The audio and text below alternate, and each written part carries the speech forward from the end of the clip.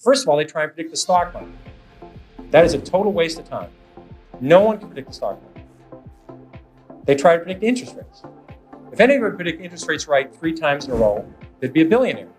Considering there's not that many billionaires on the planet, and economic predictions are a total waste. Alan Greenspan's a very honest guy. He would tell you that he can't predict interest rates. He could tell you what short rates are going to do in the next 6 months. Try and stick them on what the long-term rate will be 3 years from now. They'll say, I don't have any idea. So how are you, the investor, supposed to predict interest rates if the head of the Federal Reserve can't do it? I've had people call me up saying, I'm thinking of buying this stock at 3, how much can I lose?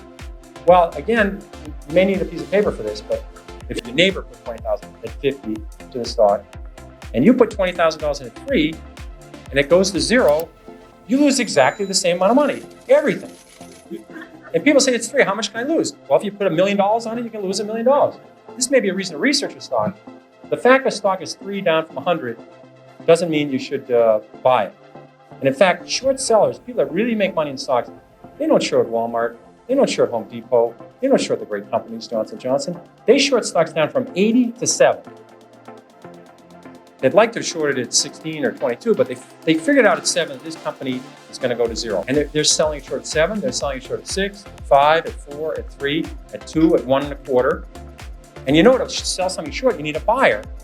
Somebody has to buy the damn thing. And you wonder, who's buying this thing? It's these people saying it's 3, how much lower can it go? A lot of times people buy on the basis, the stock has gone down this much, how much further can it go down? I remember when Polaroid went from 130 to 100, people said, here's this great company, great record. If it ever gets below 100, just buy every share, and it did get below 100. A lot of people bought on that basis saying, look, it's gone from 135 to 100. It's now 95, what a buy. Within a year, it was 18. And this is a company with no debt. This is a company that was just so overpriced, it went down. I did the same thing in my first or second year at Fidelity. Kaiser Industries had gone from $26 a share to 16. I said, how much lower can it go? It's 16. Well, it went to 6, it went to 5, it went to 4, it went to 3. There's something very wrong here because Kaiser Industries owns 40% of Kaiser Steel, they own 40% of Kaiser Aluminum, they own 32% of Kaiser Cement, they own Kaiser Broadcasting, they own Kaiser Sand and Gravel, Kaiser Engineers, they own Jeep, they own business after business, and they had no debt. Now, I learned this very early. This might be a breakthrough for some people. It's very hard to go bankrupt if you don't have any debt. It's tricky. Some people can approach that. It's a real achievement. But they had no debt, and the whole company at 3 was selling at about $75 million. At that point, it was equal to buying one Boeing 747. I said, there's something wrong with this company selling for $75 million. I was a little premature at 16, but I said, everything's fine, and eventually this will work out.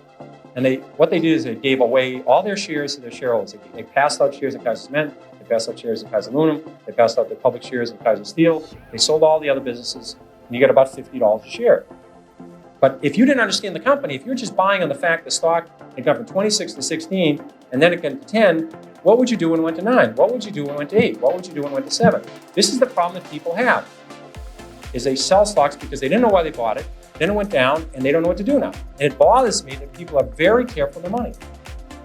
The public, when they buy a refrigerator, they get a Consumer Reports, they buy a microwave oven, they do that. They ask people what's the best kind of radar range or what kind of car to buy. They do research on apartments. When they go on a trip to Wyoming, they get the Mobile Travel Guide, or California. When they go to Europe, they get the Michelin Travel Guide.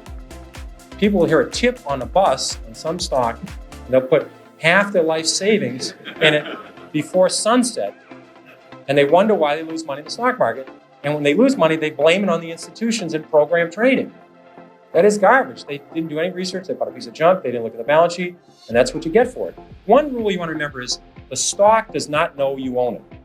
So don't get, you have to understand it and say they're doing well, and as long as they keep doing well, my best stocks have been my 5th, 6th, 7th year I own them, not my 5th, 6th, 7th day.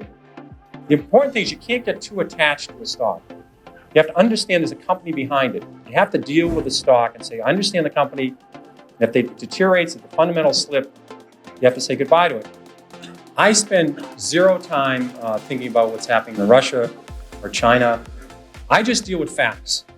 So I don't deal with what's happening in Congress or what's going to happen in the future. I just deal with what's happening in the economy and what's happening in the companies I call.